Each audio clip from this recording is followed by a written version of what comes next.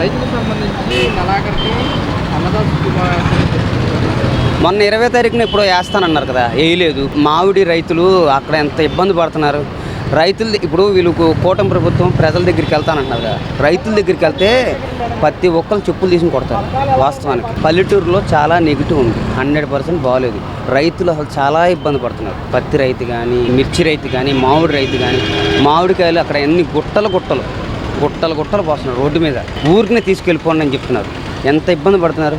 ఏమని అంటేనేమో జగన్మోహన్ రెడ్డి పిత్తాడు, జగన్ రెడ్డి గుద్దాడు అని చెప్పని చెప్పుకుంటున్నారు. కానీ వీళ్ళు రైతుల గురించి ఆలోచించాలిగా. అదొకటి ఆలోచించి చేసుకుంటే రైతుల దగ్గరికి వీళ్ళు వెళ్ళలేరు. పల్లెటూరులో వెళ్ళరన్న. వాస్తవానికి పల్లెటూరులో వాళ్ళు కొడతారు కూడా. వీళ్ళు పంచాయతీ ఎలక్షన్స్ హోల్డ్లో పెడతారు చూడు.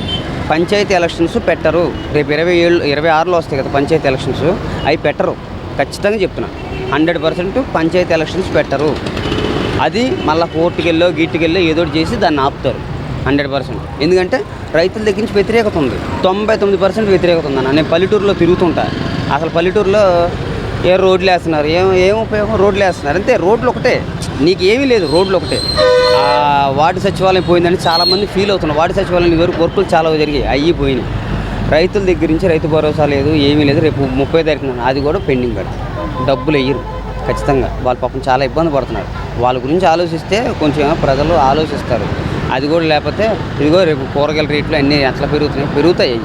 వాళ్ళ గురించి కూడా ఆలోచిస్తే బాగుంటుంది. ఆయన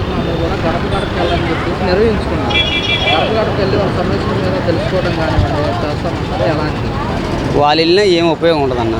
ఖచ్చితంగా చెప్తున్నాను. అంటే వెళ్ళరు. అది 10-15 ఇళ్ళు తిరిగి వదిలేస్తారు. వాళ్ళు తిరగడానికి ధైర్యం లేదు. ఖచ్చితంగా చెప్తున్నా. వాళ్ళు కూడా వెళ్ళేది కూడా ఎవరు తెలుసా, వాళ్ళ పార్టీ తరపున వాళ్ళ దగ్గరికే వెళ్తారు. అర్థమైందా? సామాన్య ప్రజల దగ్గరికి వెళ్తే మాకేం చేసావయ్యా అంటారు. అది రేపు వీళ్ళు ముందర వెళ్తారు. ఏది వైసీపీ వాళ్ళు ముందర వెళ్తారు.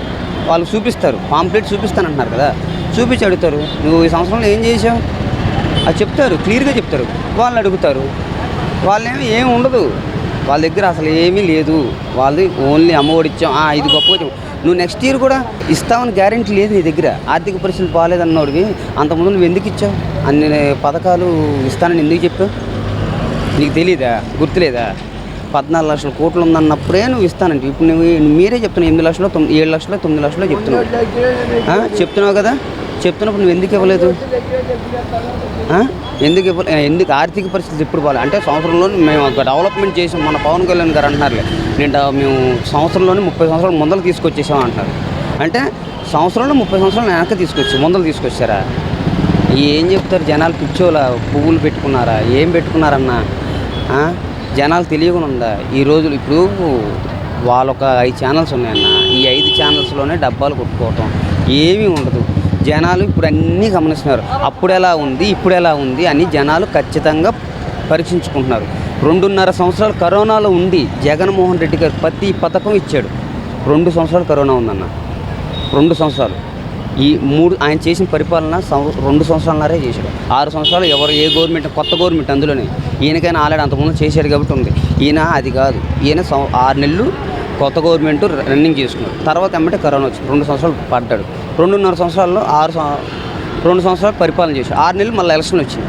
ఇంకెక్కడ ఆయన పరిపాలన చేశాడు? ఆయన పరిపాలన ఇంకా చేస్తూనే ఉన్నాడు. అప్పుడు చేస్తూనే ఉన్నాడు. కాంట్రాక్టులు ఇచ్చాడు కానీ అవ్వలేదు, పనులు అవ్వలేదు. అంటే కొన్ని డెవలప్మెంట్ జరుగుతున్నాయి. ఇప్పుడు కొన్ని కంపెనీలు వచ్చినాయి, అవి వచ్చినాయి, ఇవి వచ్చినాయి అంటారు. డబ్బా ఒకటి కాదు, డబ్బా కొట్టుకోవటం. జగన్ గవర్నమెంట్లో వచ్చినాయి క్లియర్గా. వాళ్ళే ఎవరో ప్రెస్ నోట్ రిలీజ్ చేస్తున్నాడు. కంపెనీ వాళ్ళే ప్రెస్ నోట్ రిలీజ్ చేస్తున్నాడు. మొన్న అశోక్ లైలాండ్ దాని గురించి వాళ్ళే ప్రెస్ నోట్ రిలీజ్ చేస్తే 2021లో శాంక్షన్ అయ్యింది. అక్కడ తేలిపోయింది. ఎవరు చేశారు అది? జగన్ గవర్నమెంట్. అన్నీ టీసీఎస్ వచ్చింది, అయ్యి వచ్చింది, ఏ వచ్చింది, మేమే తెచ్చాం. ఏం తెచ్చింది వీళ్ళు ఏమీ తేలేదు అన్న. ఇప్పుడు తెచ్చిందంతా ఒట్టి డ్రామాలు. వీళ్ళకి అంత సీన్ లేదు. అన్నీ అబద్ధాలు. నోరు తెరిస్తే అబద్ధాలు.